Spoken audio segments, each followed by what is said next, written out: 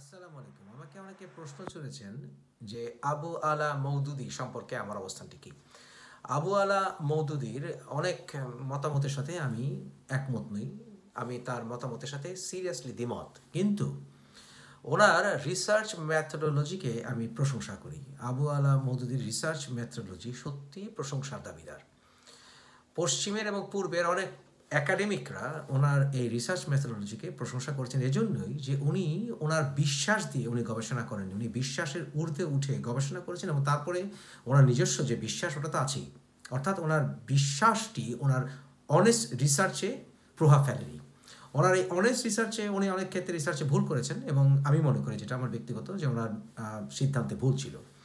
কিন্তু এর অর্থ এই নয় যে সেটার কোনো একাডেমিক ভ্যালু নেই। ওনার রিসার্চের একাডেমিক ভ্যালু এর জন্যই আছে যে উনি যতখানি সম্ভব নিউট্রাল গবেষণা করার চেষ্টা করেছেন এবং সেই আগেই বললাম সেই গবেষণায় অনেক ক্ষেত্রে আমি একমত নই রেজাল্টের গবেষণার ফলাফলের। গত 200 বছরে কোনো ইসলামিক স্কলার এভাবে গবেষণা করেনি। একাডেমিক গবেষণা যেটা বলে এটা করেনি, ক্রিটিক্যাল অ্যানালিসিস সেটা করেনি। ইসলামের ইতিহাসের প্রথমে 200-300 বছর ইসলামিক স্কলারদের উপরে যথেষ্ট নিপীড়ন চলেছে। টু বি অনেস্ট, গত 1300 বছরে ইসলামিক স্কলারদের উপরে যথেষ্ট নিপীড়ন চালিয়েছে যারা ক্ষমতাবান মুসলিম শাসক এবং তাদের শাসন যন্ত্র। তারা কখনোই ইন্ডিপেন্ডেন্টলি রিসার্চ করতে পারেননি। আবু আলা মওদুদী নিজেও রিসার্চের ক্ষেত্রে যথেষ্ট বাধাপ্রাপ্ত হয়েছেন, এমনকি ওনার নিজের দলের ভেতর থেকে উনি বাধাপ্রাপ্ত হয়েছেন, কিন্তু উনি ওনার রিসার্চ চালিয়ে গেছেন। এটাই হচ্ছে ওনার সবচেয়ে বড় একাডেমিক হিসাবে সবচেয়ে বড় সার্থকতা, যা আমি ইসলামিক হিস্ট্রিতে খুঁজেই পাই না। আরেকটি বিষয় হচ্ছে যে বর্তমানে যে ওরিয়েন্টালিস্ট গবেষকরা ওনারা ইসলামিক রিসার্চ অ্যান্থ্রোপোলজি নিয়ে ওনারা যথেষ্ট পড়াশোনা করেন এবং ওনারা যে কগনিটিভ অ্যানালিসিস এটা ওনারা করেন, যেটা কিনা আসলে বর্তমানে ইসলামিক স্কলারদের ভিতরে নেই। ইতিহাসে আমরা দেখেছি যে আমাদের শ্রেষ্ঠ যারা ইমাম ছিলেন তারাও নানানভাবে নির্যাতিত হয়েছেন। ইমাম আবু হানিফাকে জেলে ভরা হয়েছে, ওনাকে হত্যা করা হয়েছে। জাফর আল সাদিককে আমরা দেখেছি ওনার পরিবারের উপরে কীভাবে হুমকি এসেছে, কীভাবে আমরা দেখেছি শিয়া সুন্নি করতে গিয়ে অনেক স্কলারদেরকে টোটালি সাইডলাইন করে ফেলা দেওয়া হয়েছে। অনেক ক্ষেত্রে অনেক হাদিস কালেকশনে আমরা দেখেছি নিউট্রালিটি বজায় রাখা যায়নি। যেমন ইসাক ইবনে রুয়ায়া যথেষ্ট প্রভাব ছিল বুখারী এবং তার পরবর্তীতে হাদিস কালেক্টরদের, তাই ওনারা ইমাম আবু হানিফাকে ওনারা অ্যাভয়েড করেছেন, যেটা কোনো যৌক্তিকতা আমি পাই না। ইমাম শাফি ইমাম আবু হানিফাকে লেখাকে সমালোচনা করেছেন, কিন্তু এর অর্থ এই নয় যে ওনারা ওনাদের রেসপেক্ট হারিয়েছেন। কিন্তু আমি দেখেছি যে ইসলামিক স্কলাররা মুসলিমদের কাছেই সবচেয়ে বড় নিপীড়িত হয়েছেন, ওরা কখনো স্বাধীনভাবে গবেষণা করতে পারেননি। এর সবচাইতে বড় আরেকটি প্রমাণ হচ্ছে বুখারী, মুসলিম, তিরমিজি, নাসাই, আবু দাউদ, ইবনে মাজাহ। এই যে নাসাইকে হত্যা করা হয়েছিল। কেন হত্যা করা হয়েছিল? কারণ উনি মুয়াবিয়াকে সম্মান দেখাতে চাননি বলে।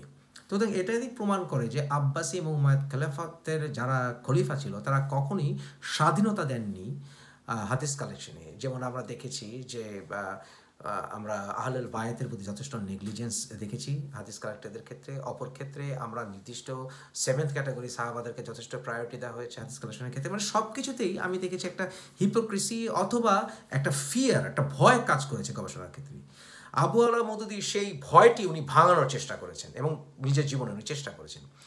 কিন্তু ওনার অনেক গবেষণার ফলাফলটি, ওনার যে সিদ্ধান্ত, আমি একমত না, কিন্তু সেটা ইম্পর্টেন্ট নয়। ওনার রিসার্চ মেথোডোলজি যে সাহসিকতা এবং উনি যে সমালোচনা নিয়ে এসেছেন সাহাবাদেরকেও, সেটার প্রশংসনীয়। কারণ সাহাবারা নবী রাসূল ছিলেন না, সুতরাং ওনারা ভুলের ঊর্ধ্বে নন।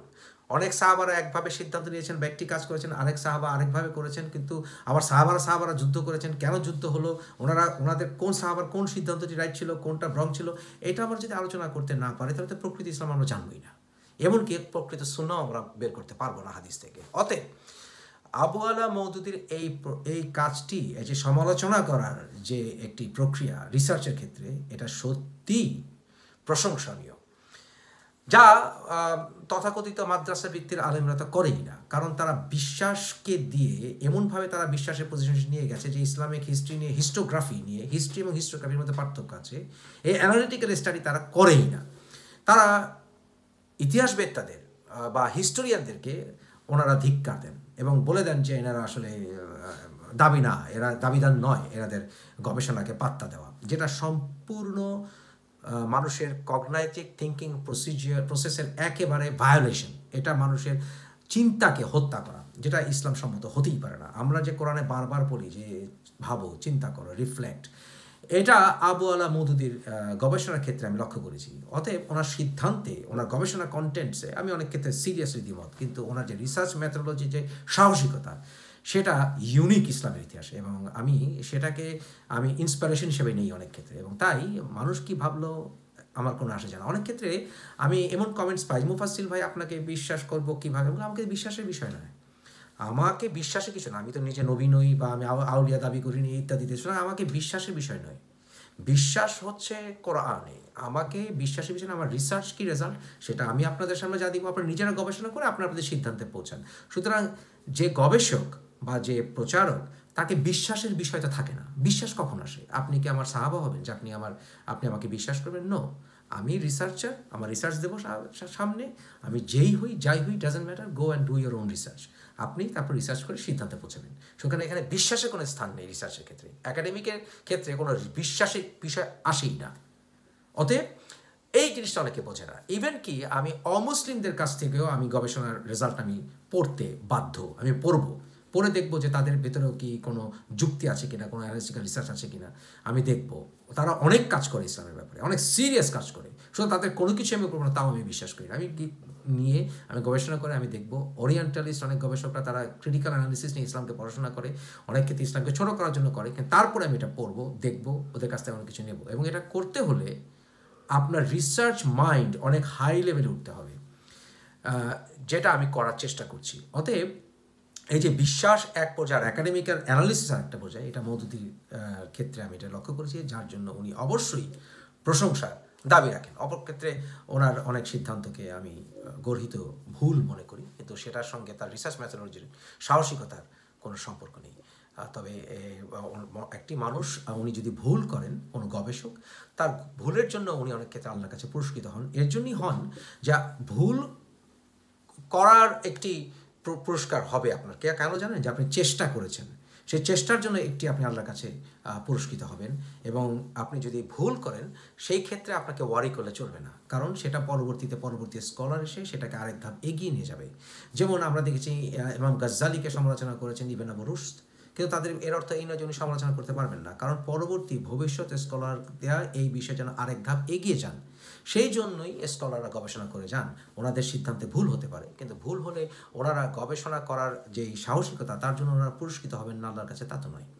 এই বিষয়গুলো আমাদেরকে মনে রাখতে হবে।